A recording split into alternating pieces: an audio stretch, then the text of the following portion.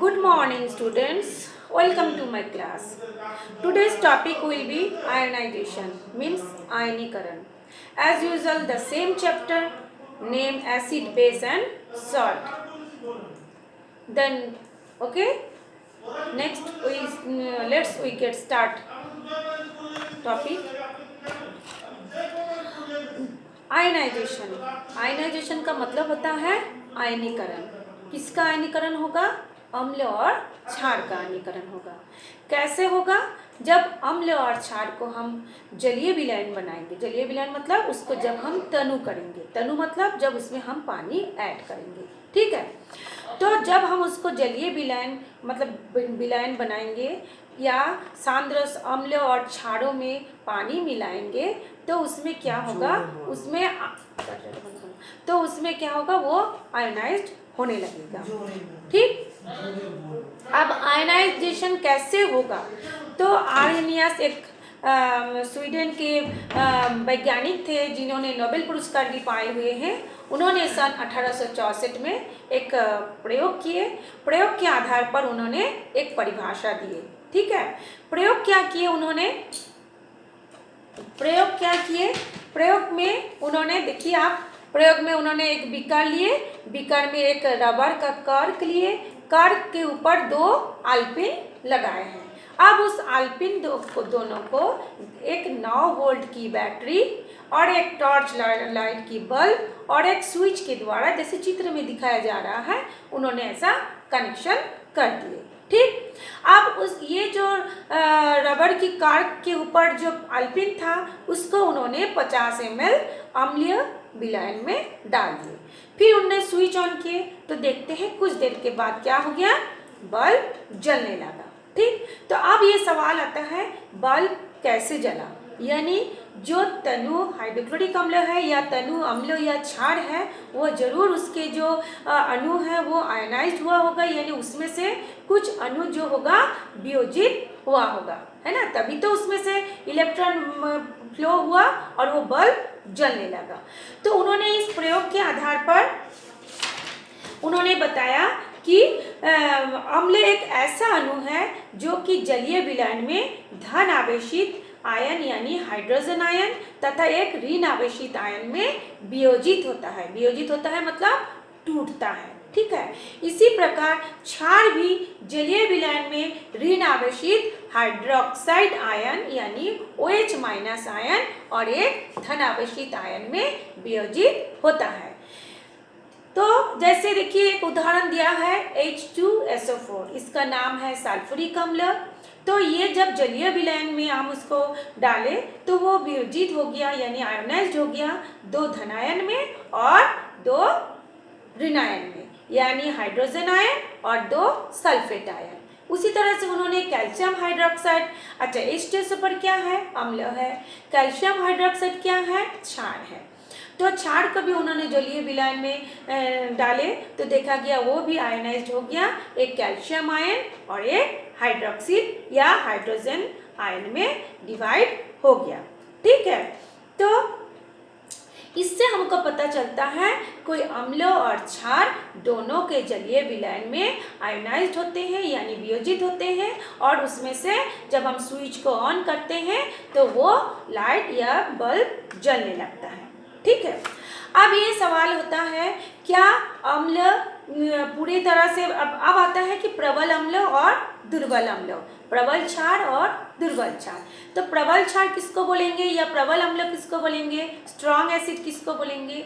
जो कि जलीय विलयन में पूरी तरह से आयनाइज्ड हो जाएगा, यानी एक धनायन और ऋणायन पूरी तरह से अलग हो जाएगा, तब हम उसको बोलेंगे प्रबल अम्ल। उसी तरह से सेम यदि क्षार भी पूरी तरह से आयनाइज्ड हो जाता है तो उसको हम बोलेंगे स्ट्रॉन्ग बेस। और यदि वो थोड़ी मात्रा में, यदि अम्ल या क्षार की कुछ ही अणु आयोडाइज्ड मतलब वियोजित होता है या आयनाइज्ड होता है, तब हम उसको बोलते हैं दुर्बल अम्ल या वीक एसिड और वीक बेस। ठीक है, अब हमने अभी बताया कि वो पदार्थ जो जलीय विलयन में वियोजित होकर हाइड्रोजन आयन देता है वो अम्ल होता है। यही बताया हमने अभी। हाँ, तब अब ये सवाल उठता है, क्या सभी यौगिक जिसमें हाइड्रोजन आयन है वो अम्ल होते हैं? क्योंकि अम्ल में अभी अभी हमने बताया कि अम्ल जो है वियोजित होकर धनायन यानी हाइड्रोजन आयन देता है और क्षार जो है वियोजित होकर OH आयन देता है। अब सवाल आता है, क्या सभी यौगिक जिसमें हाइड्रोजन है वो अम्ल है? ठीक, तो उसके लिए भी एक प्रयोग है। प्रयोग करके भी हम देख सकते हैं कि 100 ml बीकर में 50 ml ग्लूकोज लेकर उसको भी उसी ग्लूकोज लेकर उसका भी हम लोग क्या करेंगे, जो क्रियाकलाप क्षय है इस क्षय के अनुसार हम लोग प्रयोग करेंगे। फिर प्रयोग करके जैसे ये देखिए चित्र में दिखाया गया है उसमें हम प्रयोग करके भी उसका बता सकते हैं, या हमने जो पहले प्रयोग किए हैं उस आधार पर भी हम कर सकते हैं। पहले भी हम लोग ऊपर में देखिएगा एक प्रयोग किए हैं, ऊपर में ये जो प्रयोग है इस प्रयोग से हम इसको बता सकते हैं। तो कैसे बताएंगे इस प्रयोग में, तो हमने भी क्या करेंगे, ग्लूकोज लेंगे और क्या बोलते हैं उसको 50 ml ग्लूकोज भी लेंगे, उसको भी उसी तरह से पहले प्रयोग जैसे एक रबड़ की कर्क में 2 पिन लगाकर एक 9 वोल्ट की बैटरी लेकर उसमें भी स्विच और बल्ब लेकर उसको हम जोड़ देंगे, फिर स्विच ऑन करेंगे तो देखेंगे उस समय जो है बल्ब नहीं जल रहा है। इसका मतलब ये जो ग्लूकोज है जिसका फॉर्मूला है C6H12O6, उसमें हाइड्रोजन होने के बावजूद भी वो हाइड्रोजन आयन में वियोजित नहीं हुआ, यानी नहीं टूटा हाइड्रोजन आयन में। तो इस परिस्थिति में हम कह सकते हैं कि नहीं, सभी यौगिक जिसमें हाइड्रोजन उपस्थित है वो अम्ल नहीं है। ठीक है, हमने देखे ग्लूकोज का भी फॉर्मूला लिख दिए हैं। ठीक, अब आता है कि क्या अम्ल केवल जलीय विलयन में ही आयन उत्पन्न करते हैं? हमने अभी अभी बताया कि अम्ल या क्षार का जलीय विलयन में आयनाइज्ड होते हैं, यानी आयनित हो जाते हैं, यानी दोनों अलग अलग आयन बन जाते हैं, धनायन और ऋणायन। तो अब सवाल उठता है, क्या केवल जलीय विलयन में ही वो आयन उत्पन्न होंगे और दूसरी चीज में आयन उत्पन्न नहीं होंगे? तो उसके लिए भी एक प्रयोग है, आपके बुक में देखिए दिखा दे रहे हैं। उसने क्या किए, परख नली लिए, टेस्ट ट्यूब लिए, उसमें एक सोडियम क्लोराइड ले लिए और ऊपर में क्या डाले, सांद्र H2SO4 डाले, तनु नहीं, क्या डाले, सांद्र H2SO4 डाले, है ना। तो अब उसको डालने के बाद तो जरूर क्रिया होगा लवण के साथ, किसका, सल्फ्यूरिक अम्ल का। तो जब क्रिया होगा तो उसमें हम लोग क्या करेंगे, सूखी लिटमस के पेपर ले जाएंगे। हम जानते हैं लिटमस पेपर क्या होता है, सूचक का काम करता है, जो कि अम्ल या क्षार की उपस्थिति में अपना रंग क्या करता है, बदल देता है। जब हम उसके पास सूखा लिटमस पेपर ले जाते हैं तब देखते हैं उसमें कोई परिवर्तन नहीं हुआ। लेकिन यदि हम लोग उस पेपर को लिटमस पेपर को थोड़ा सा गीला करके ले जाते हैं, नीला लिटमस पेपर ले जाते हैं, तब उसमें देखते हैं उसका रंग क्या हो गया, बदल जाता है। ठीक है, तो उपरोक्त अवलोकन से हमको ये पता चलता है कि HCl केवल पानी की उपस्थिति में ही अम्लीय व्यवहार प्रदर्शित करता है, क्योंकि पानी के संपर्क में ही वो हाइड्रोजन परमाणु को हाइड्रोजन आयन के रूप में अलग कर देते हैं। क्या करते हैं, ये जो HCl में हाइड्रोजन परमाणु है वो उसको हाइड्रोजन आयन में बदल देते हैं, यानी अलग कर देते हैं। ठीक, कुछ ऐसे ही यौगिक होते हैं जो कि पानी के संपर्क में आकर OH आयन देते हैं, OH क्षार कहलाते हैं, जैसे कि NH4OH, NaOH आदि। ये सब क्या है, जिसमें OH आयन होता है वो क्षार होता है। ठीक है, तो अब हम लोग एक बताते हैं कि कोई भी अम्ल या क्षार कितना प्रबल या कितना दुर्बल है वो उसकी आयनन की मात्रा पर निर्भर करेगा। किसकी मात्रा, आयनन की मात्रा। जो पूरी तरह से आयनित हो जाएंगे वो क्या होगा, प्रबल होगा, और जो दुर्बल होगा वो पूरी तरह से आयनित नहीं होंगे, उसमें कुछ ही अणु आंशिक रूप से आयनित होंगे, उसको हम बोलेंगे दुर्बल अम्ल या दुर्बल क्षार। ठीक है, इसमें कोई डाउट है? नहीं। अच्छा, ठीक, अब हम लोग देखिए कुछ प्रश्न है उसके बारे में डिस्कस कर लेते हैं, तो किसी का भी कुछ डाउट होगा वो क्लियर हो जाएगा। First question, page number 21। First question देखिए, पेज नंबर 21 में क्या लिखा है, निम्नलिखित में से अम्ल को पहचानिए।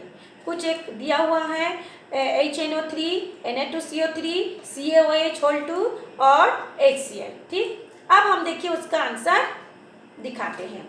इसमें से अम्ल है HNO3 और एक अम्ल है HCl। क्यों? क्योंकि HNO3 जो है H प्लस और NO3 माइनस आयन में वो क्या हो गया, आयनाइज्ड हो गया, यानी वियोजित हो गया। तो वो H प्लस आयन दे रहा है जलीय विलयन में, ये इसीलिए वो क्या है, अम्ल है। क्योंकि according to Arrhenius rule, according to Arrhenius rule अम्ल वो पदार्थ है जो जलीय विलयन में धन आवेशित H प्लस आयन देता है। ये दोनों वियोजित होकर धनायन क्या हो रहा है, दे रहा है। कौन दोनों?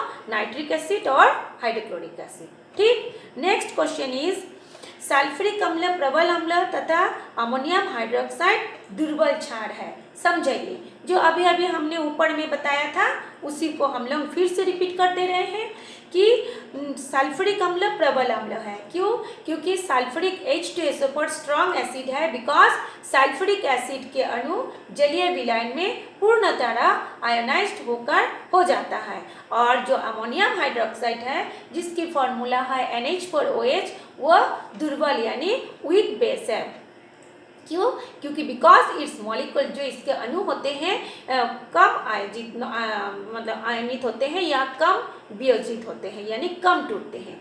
ठीक है, कौन से विलयन में? एक्वस सॉल्यूशन यानी जलीय विलयन में। ठीक, थर्ड क्वेश्चन इज जब सोडियम हाइड्रोक्साइड के कुछ टुकड़ों को सूखे लाल लिटमस पेपर पर रखा जाता है तब प्रारंभ में रंग में कोई परिवर्तन नहीं दिखाई देता, परंतु कुछ समय के पश्चात उसका रंग नीला होने लगता है। इसका कारण बताइए। अभी अभी हमने इसको प्रयोग के बारे में भी बताया है, फिर से एक बार रिपीट कर देते हैं, लिख देते हैं आपका आंसर क्या है। बिकॉज सोडियम हाइड्रोक्साइड NaOH केवल नमी या पानी की उपस्थिति में ही OH आयन यानी हाइड्रोक्साइड आयन देता है। लाल लिटमस पेपर एक सूचक होता है जो कि ड्राई होने के कारण कोई रंग परिवर्तन नहीं होता, परंतु कुछ समय के पश्चात वायुमंडल में उपस्थित नमी उसमें आ जाता है, तब वो क्या हो जाता है, उसका रंग क्या होता है, नीला होने लगता है। ठीक, फोर्थ क्वेश्चन इज ग्लूकोज और स्टार्च के जलीय विलयन अम्लीय गुण प्रदर्शित नहीं करते, जबकि सल्फ्यूरिक अम्ल तथा एसिटिक अम्ल करते हैं। क्यों? अभी हमने इसके बारे में भी बताया था। ग्लूकोज का फॉर्मूला क्या है, C6H12O6, और जो स्टार्च होता है C12H22O11 होता है।